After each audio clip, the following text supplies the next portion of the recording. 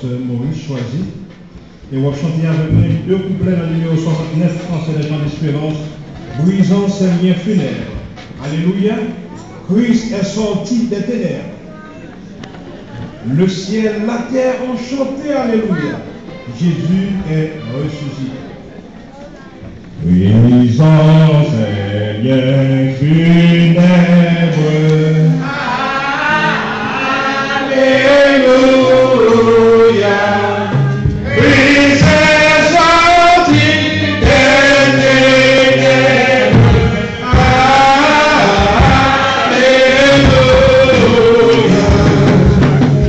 Le ciel, la terre ont chanté.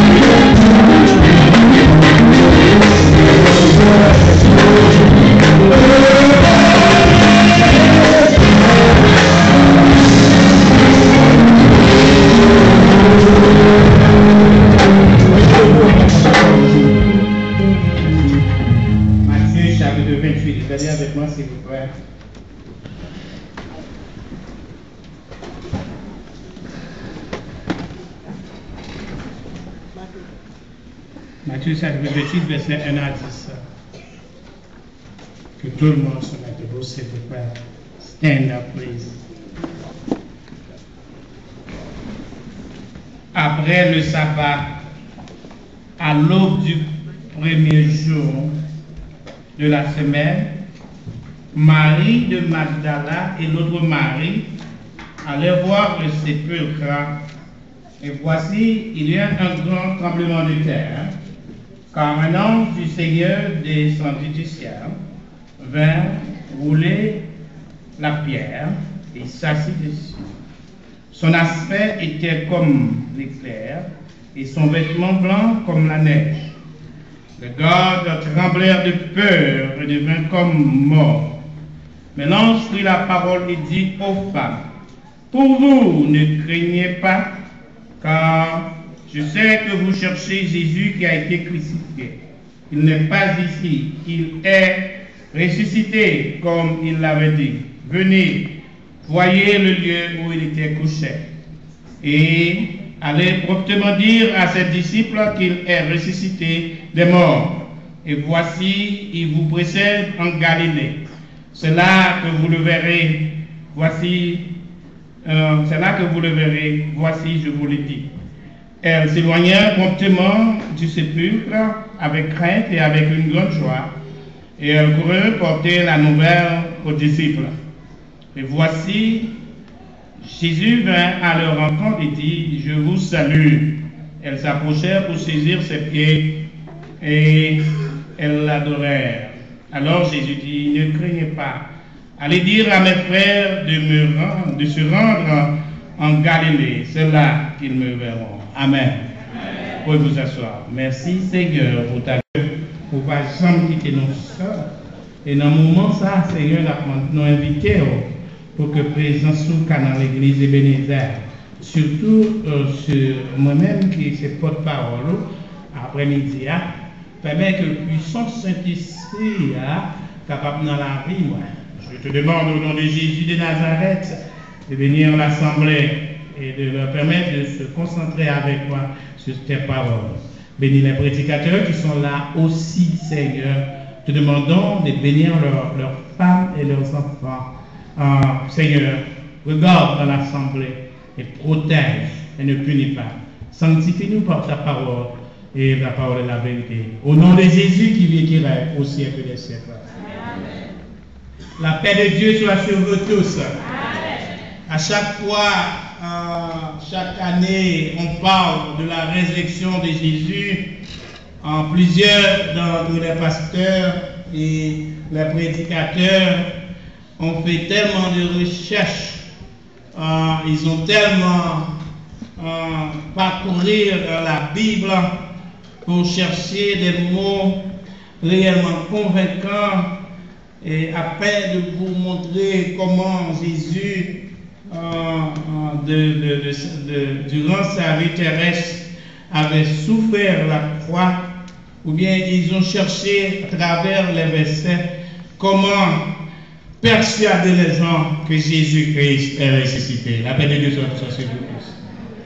Maintenant, je suis venu pour expliquer l'histoire de la résurrection de notre Seigneur et Sauveur Jésus-Christ.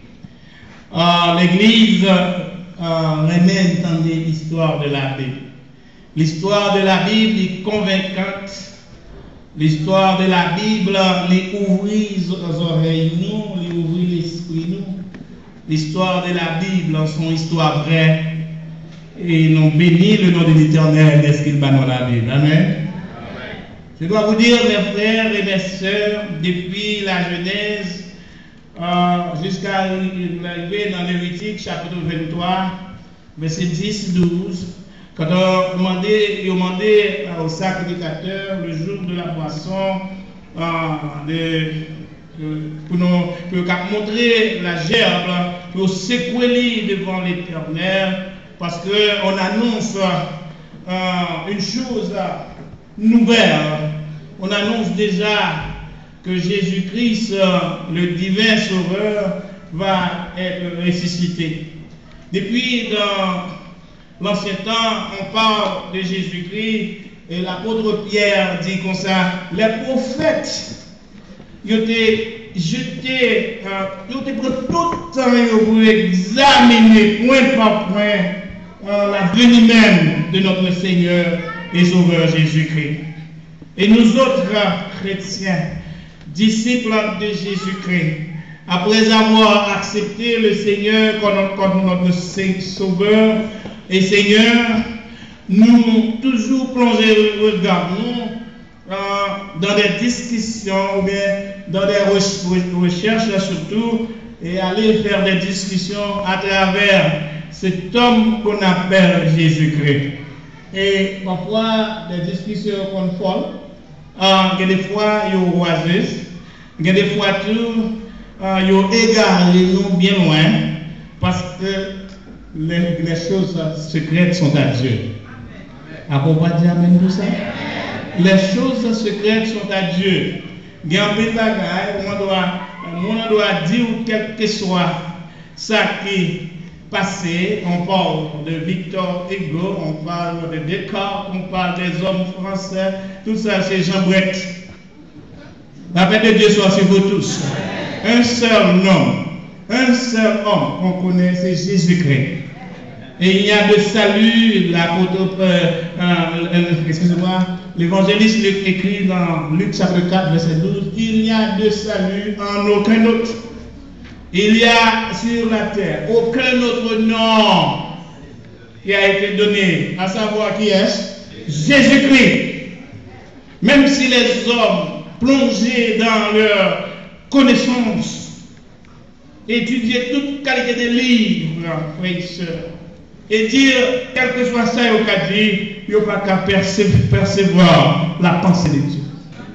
Dieu est Dieu et demeure Dieu.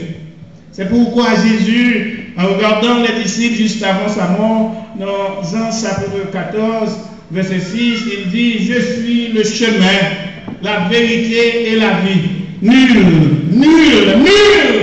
ne vient au Père que par moi. Pour qui ça Jésus fait cette déclaration? C'est parce que